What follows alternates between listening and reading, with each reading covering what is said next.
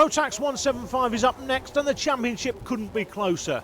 It's a three-way battle between James Taylor, Stephen Chapman and Nigel Wakefield, and I caught up with all three on Saturday to get their strategies and thoughts for today's racing. James, it's all on Sunday. You're 4 points clear with drop scores taken into account. Steve Chapman right there, and also Nigel Wakefield as well. What's the strategy for the heats, first of all?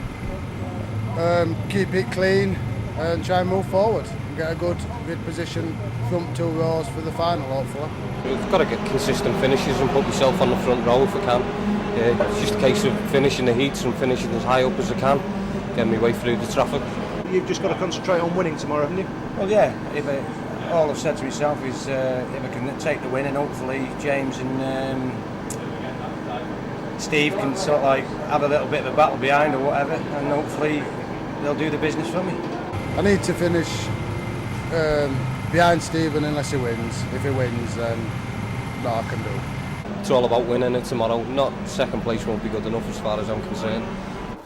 Well, those were the thoughts of the three guys yesterday, and already James Taylor is in trouble. We'll get a quick look at the replay. This is out of turn 2. You can see Paul Manton's lost it, and 32. James Taylor, leading the championship, is off on the grass and dropping back through the field in a hurry. Comes out of turn 3 in second to last place. So a disastrous start for Taylor. Great start for Wakefield. It's 18, Nigel Wakefield, who leads it into lap 2 here. Bottom of the circuit, out of the hairpin. Great start for Wakefield, being closely followed there by Richard Messenger. In third place is Stephen Chapman, and Stephen Chapman, I can tell you rather surprisingly, is on slicks when most of the other carts are on wets. Particularly those out front. That's Wakefield that leads on wets, followed by Messenger 16. You can see Chapman will come through the picture now. He's got the dry line because there's nobody in front of him or challenging him right behind, so he can concentrate on driving the dry line. The problem may be if he does get close to the leaders, which looks doubtful at the moment. If he does get close to the leaders, he will have to overtake offline and go on to the wet patches. So a bit surprising to see Stephen Chapman take a bit of a risk here. I thought he would have gone with what the majority went with and played it fairly safe, particularly his competitors. But he's chosen slicks, and we'll see how that pans out. 49 is Graham Hunt. He's the Dragon Masters champion earlier in the season at the Dragon Kart Club, closely followed there by Gordon Osgood, 73. Gordon from Lytham, and a member here at the Manchester and Buxton Kart Club. Back with matters at the front of the field, though. It's still Wakefield that leads. That's where he wanted to be. He has got to concentrate on winning today. Nothing less will do, and he would still need other results to go his way.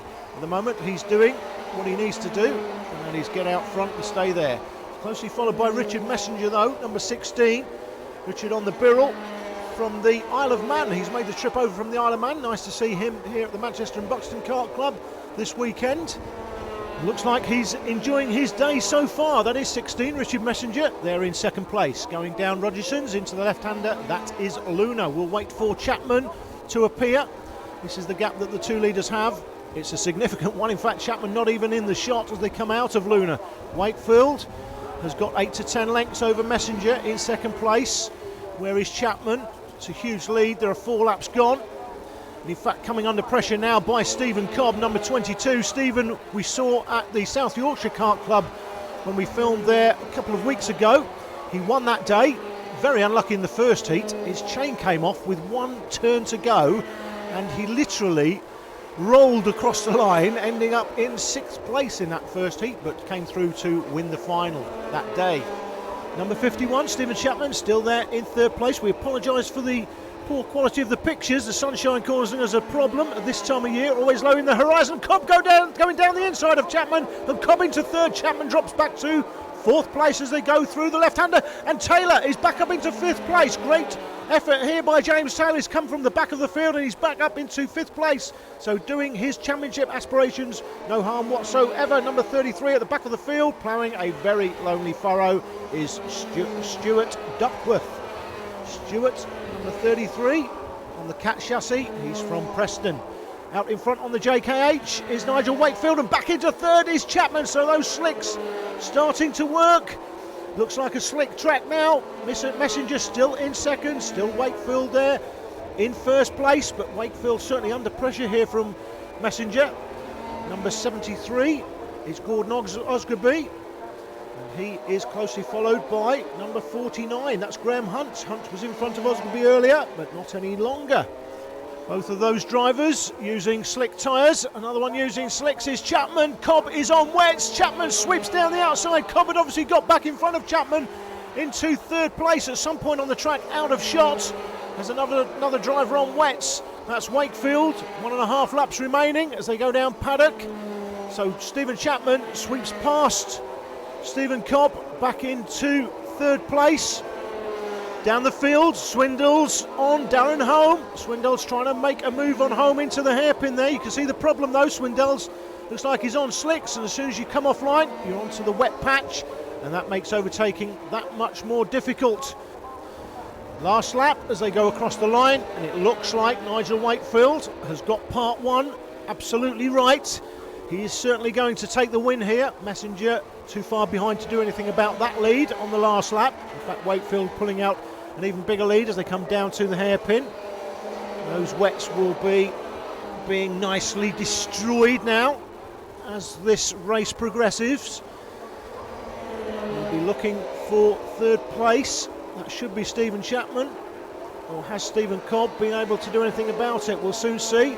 It's Wakefield followed by Messenger first and second. The carts at the back of the field. Looks like Swindles has made his way past Darren Home. He has. That's Wakefield. Wakefield takes the win. Messenger in second.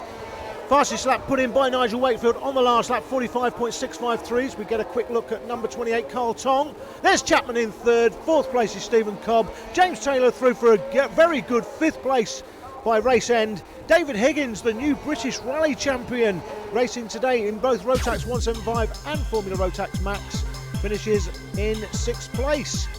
Quick roundup of the results. The winner was Nigel Wakefield, 45.653, the fastest lap. He's on wets, and that was on the last lap. So Stephen Chapman, who finished third on slicks, a particularly good effort.